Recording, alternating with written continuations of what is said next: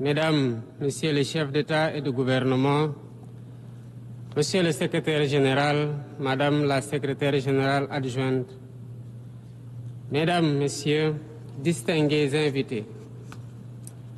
Avant tout propos, je voudrais saisir cette tribune pour saluer à nouveau la mémoire de mon compatriote, Amadou Makhtar Mbow, qui vient de nous quitter.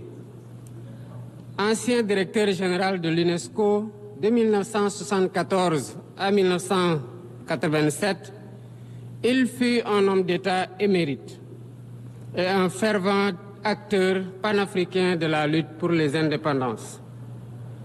Je félicite M. Philomène Yang pour son élection à la présidence de cette Assemblée générale des Nations unies, ainsi que son prédécesseur pour sa contribution à la mise en œuvre de notre agenda commun. À travers vous, je formule mes vœux de succès dans la conduite de nos travaux. Je salue également l'engagement constant du secrétaire général Antonio Guterres, dont les efforts pour promouvoir la paix, la dignité humaine et le multilatéralisme sont plus que jamais nécessaires. Le Sénégal renouvelle son plein soutien à sa mission en ces temps de turbulence mondiale. En prenant la parole aujourd'hui, je suis habité d'une conviction profonde: l'unité dans la diversité est la clé pour garantir le développement durable et la dignité humaine pour tous, partout dans le monde. Ce thème de la présente session, qui guide nos discussions, nous invite à repenser nos responsabilités collectives et à nous assurer que les principes fondamentaux des Nations unies, définis il y a près de 8 décennies, continuent de porter la promesse d'un monde plus juste et plus équitable. Mesdames, Messieurs, nous vivons dans un monde troublé, où les principes de la Charte des Nations unies, qui prônent l'égalité, la justice et le respect des droits humains, sont chaque jour mis en mal. Les conflits s'étendent, les inégalités se creusent et les crises climatiques aggravent la vulnérabilité de millions de personnes à travers le monde. De surcroît, nous assistons à une remise en cause inquiétante du multilatéralisme, à un moment où l'humanité en a le plus besoin. Le monde doit se regarder en face, sans complaisance. Les valeurs que nous avons juré de défendre sont piétinées dans plusieurs régions du globe. Que l'on soit à Gaza, à Tel Aviv, à Dakar ou ailleurs, chaque être humain est porteur de cette égale dignité, une dignité qui transcende les frontières, les cultures et les appartenances religieuses. C'est notre devoir à tous de veiller à ce que cette dignité soit protégée et respectée pour chaque être humain, sans exception. Ce devoir est l'essence même des Nations unies. Pourtant, nous constatons chaque jour que le droit international, ciment de la paix mondiale, est souvent violé. Des résolutions adoptées par cette Assemblée sont ignorées. En tolérant ces violences répétées, nous foulons aux pieds les principes de la Charte des Nations unies et sapons les fondements même de cette maison de la paix. Jamais les fondements des Nations unies n'ont autant vacillé qu'en ces temps de violence et de peur et d'incertitude. Si nous voulons éloigner le spectre de la guerre et œuvrer à l'avènement d'un monde meilleur, alors il est temps de changer les paradigmes. Il est temps de remettre l'humain au centre de l'agenda international, comme nous y invite le thème de cette session. Monsieur le Président, Mesdames, Messieurs, nous ne voulons plus fermer les yeux sur la tragédie qui se déroule dans le Sahel. Des groupes terroristes sèment la terreur, pillent, tuent les populations civiles innocentes. Cette région, autrefois stable, est désormais en proie à une violence quotidienne, tandis que les Nations unies, particulièrement le Conseil de sécurité, reste trop souvent inerte. De même, nous ne pouvons pas accepter que le Sahel devienne le théâtre de rivalités de puissances étrangères dont les affrontements ne font qu'aggraver la déstabilisation de la région. Je dois rappeler ici que la paix et la sécurité de l'Afrique sont indissociables de la paix mondiale. Il est impératif que le Conseil de sécurité remplisse pleinement son rôle de garant de la stabilité internationale. J'exprime à nouveau la préoccupation du Sénégal face à la situation tragique qui perdure en Palestine.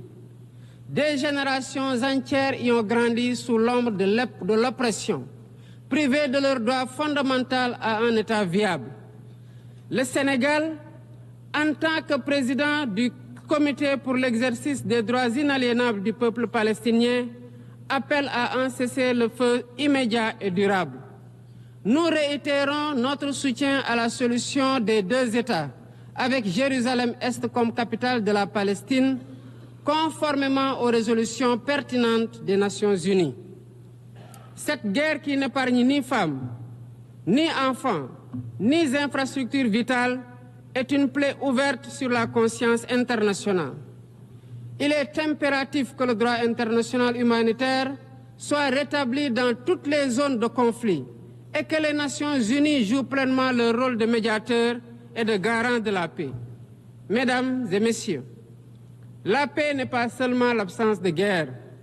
La paix, c'est aussi la possibilité pour chaque être humain de vivre dans la dignité, de se nourrir, de se loger, de s'éduquer et de recevoir des soins. Or, aujourd'hui, plus de 750 millions de personnes ne mangent pas à leur faim et des millions basculent chaque jour dans l'extrême pauvreté. Ces chiffres éloignent de plus en plus le monde des objectifs de développement durable fixés pour 2030. Nous ne pouvons plus accepter que les mécanismes de gouvernance mondiale continuent de reproduire ces inégalités.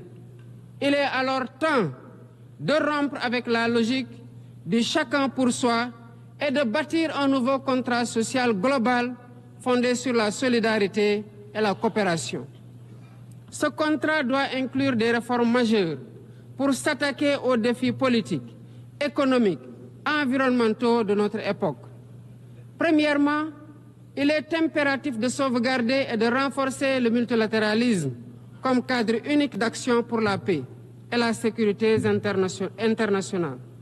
Cela passe par une réforme urgente des institutions mondiales, notamment le Conseil de sécurité, le FMI, la Banque mondiale, afin qu'elles soient plus inclusives et qu'elles reflètent les réalités géopolitiques et économiques actuelles.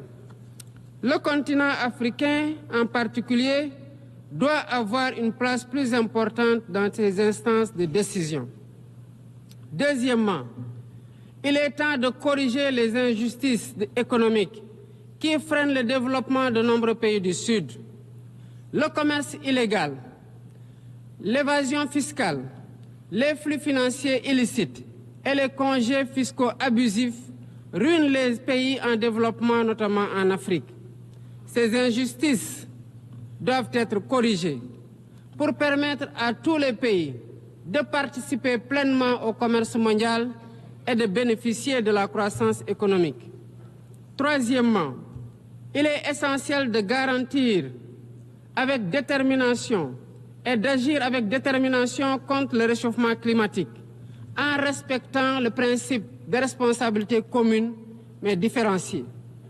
Les pays industrialisés responsables historiques des émissions massives de gaz à effet de serre doivent intensifier leurs efforts pour financer une transition énergétique juste et équitable qui ne pénalise pas les pays en développement.